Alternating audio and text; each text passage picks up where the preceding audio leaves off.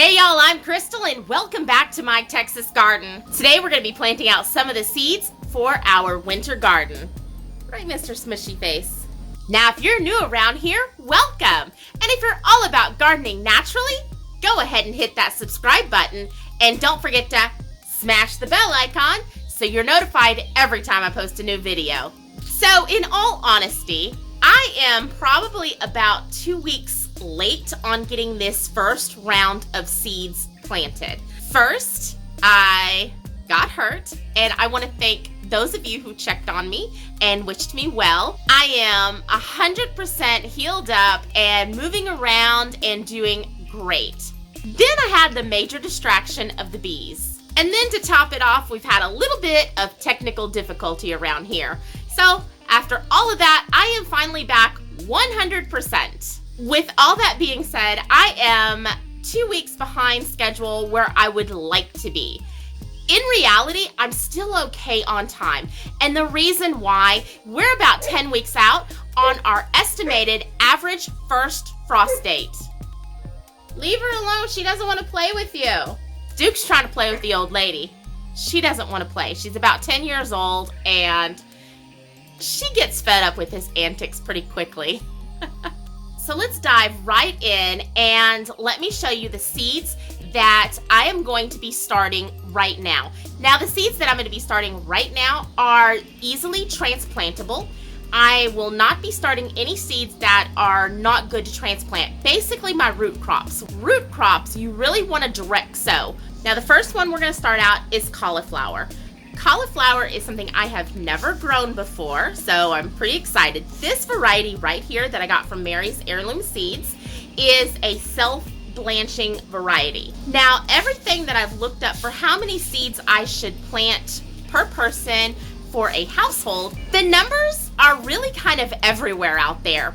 But the most common numbers that I saw is 3 to 5 plants per person.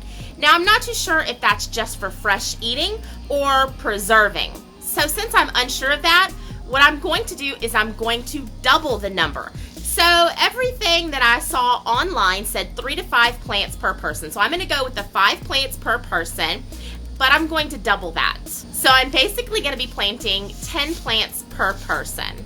That should give me enough for fresh eating and to throw some in the freezer for the summer. So the next thing I'm going to plant is broccoli. And again, something I have never grown before. I have grown Chinese broccoli, but I've never grown this kind of standard broccoli. Again, the internet says 3 to 5 plants per person.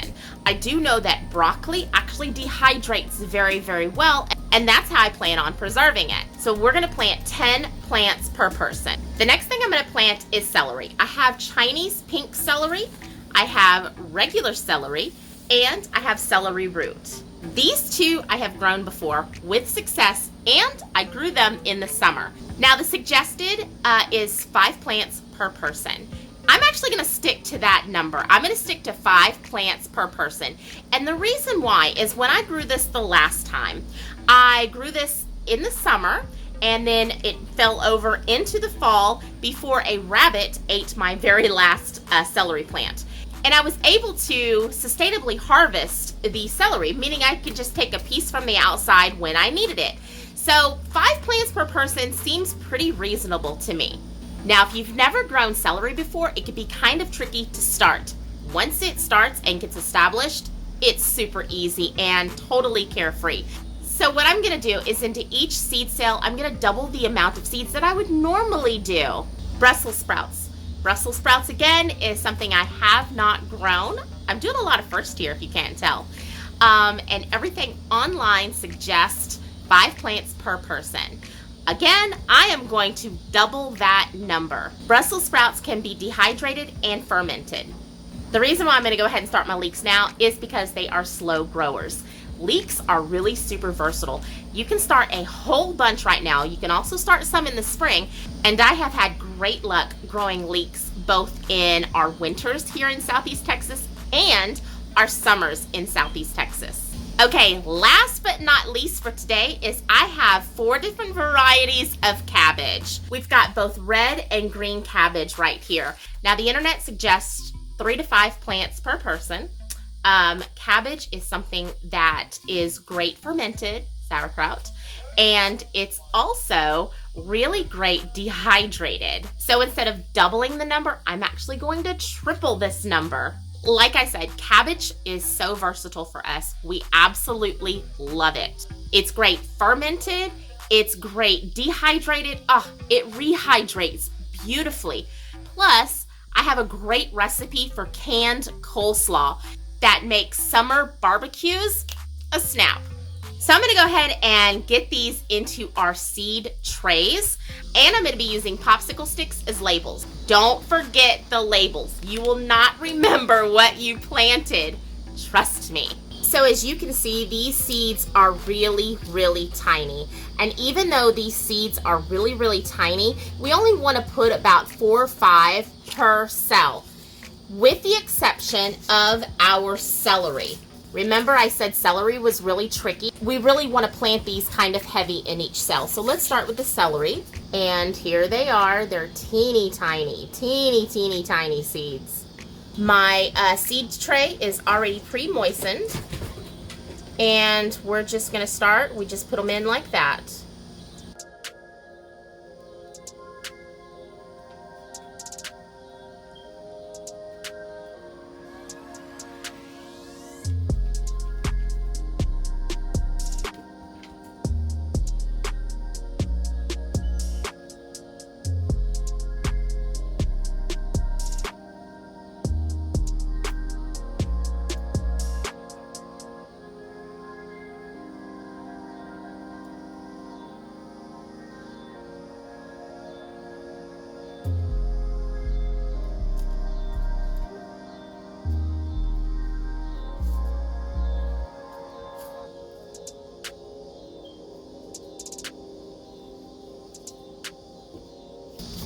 Okay, now you want to press them down just like that so they get a good seed to soil connection.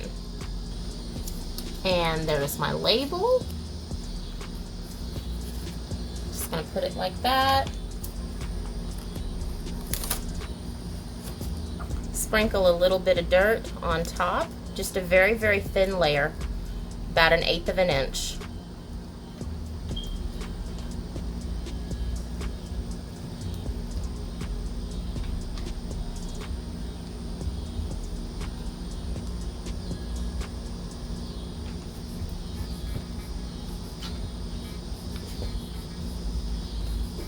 Again, give it a good press.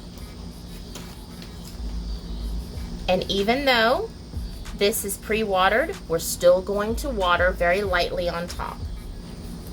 Now, if you're new to starting seeds and you're nervous about it, don't be nervous. Seeds are really super easy to start. It takes soil.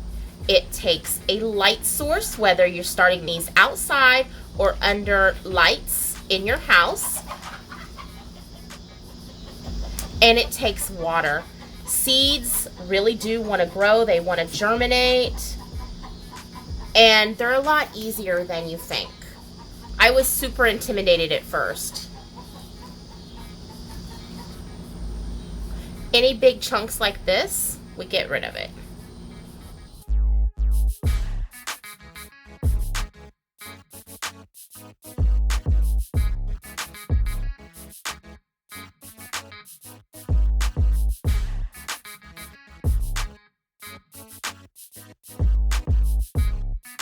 So before we lose all daylight, what we want to do is lightly water the top. Now you can use a mist gun, a spray gun, or you can just very lightly, if your hose setting has a mist on it, do that.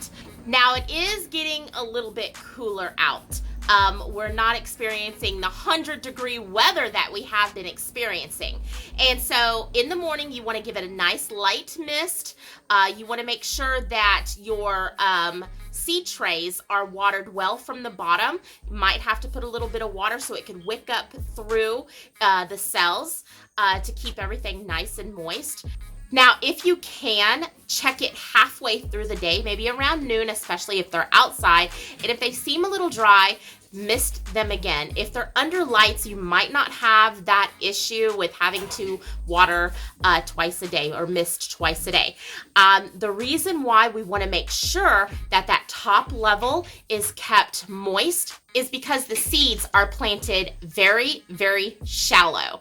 And without moisture, the seeds will not germinate. So it's important to keep them lightly misted, not soaking wet. Now, this is the part of planting seeds that I have the biggest problem with, waiting for them to germinate. I am so incredibly impatient. We should see germination with